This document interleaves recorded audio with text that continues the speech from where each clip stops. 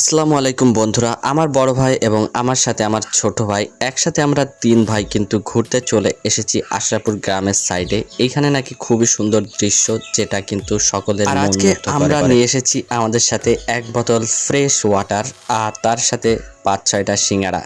তো এটা হলো আমার ছোট ভাই, আর যে গাড়ি চালাচ্ছে এটা হলো আমার বড় আব্বার ছেলে, অর্থাৎ আমার চাচাতো ভাই। আমরা সুন্দর একটি জায়গা দেখে বাইকটা পার্কিং করে কিন্তু এখানে দাঁড়িয়ে গেছি। তো আমি প্রথমে নেমে পড়লাম, এরপরও আমার ছোট ভাই নেমে পড়লো, আর ওর হাতে রয়েছে পানির বোতলটি আর সিঙ্গারা। আমাদের বড় ভাইকে আমরা খুবই অল্প টাইমের জন্য আমাদের কাছে পাই, কারণ ও থাকে অনেক দূরে, কারণ আমার চাচা বাইরে থাকে আর ও থাকে ওর নানি বাড়ি।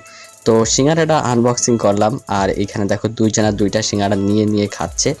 আর তারপরে কিন্তু আমিও একটা সিঙ্গারা নিয়ে নিয়েছি, যেটা কিন্তু খেতে আসলে অসাধারণ কিনা সেটা খাওয়ার পরেই বলছি। চলো একটা কামড় দিয়ে দিই। ওয়াও, সিঙ্গারাটা খেতে কিন্তু অনেক সুন্দর লাগছে, আর প্রাকৃতিক দৃশ্য তো দেখছি তার সাথে সাথে।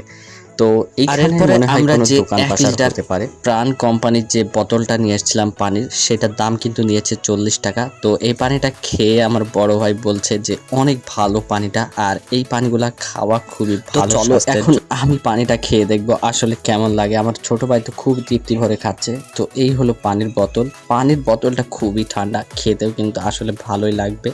তো আমি পানিটা একবার খেয়ে ওয়াও, সেই লাগছে পানিটা খেতে। বোতলটাও কিন্তু খুবই জোস বানিয়েছে তারা। তো যাই হোক বন্ধুরা, এখন কিন্তু আমাদের বাড়ি যাওয়ার সময় হয়ে গেছে, আর এই মুহূর্তে আমার বড় ভাই গাড়ি চালানোর জন্য উঠে পড়েছে, আর আমার ছোট ভাই কিন্তু তার সাথে গাড়িতে উঠে পড়লো।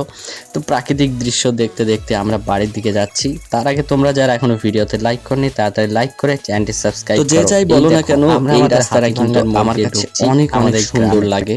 দেবদাস কাজ যত সম্ভব এইগুলাকে বলা হয়। তো এই রাস্তা দিয়ে যখনই যাই তখনই মন প্রাণ জুড়িয়ে যায়। আর সামনের দিকে তোমরা দেখতে পাচ্ছ প্রাচীর রয়েছে, অর্থাৎ আমার বাম হাতে কিন্তু রয়েছে একটি মাদ্রাসা, আর ডান হাতে রয়েছে হাতিভাঙা মাধ্যমিক বিদ্যালয়, যেটা কিন্তু এখন কাজ চলমান হচ্ছে।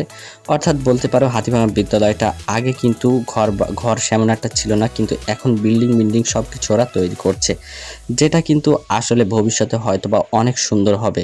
তো বলতে না বলতে বন্ধুরা দেখো, আমরা কিন্তু রাস্তার মাঝখানে আছি, আর কিছুক্ষণের মধ্যে বাসার মধ্যে এসে আমার বড় ভাই গাড়িটাকে পার্কিং করে দিল বাসার ভিতরে। আর এই মুরব্বী মহিলাটা হলো আমার দাদি, যে ওকে কিন্তু কিছু জ্ঞান দিচ্ছিল, কারণ ও নতুন বিয়ে করেছে, তো ওই জন্য ওকে আর কি একটু জ্ঞান দিচ্ছে।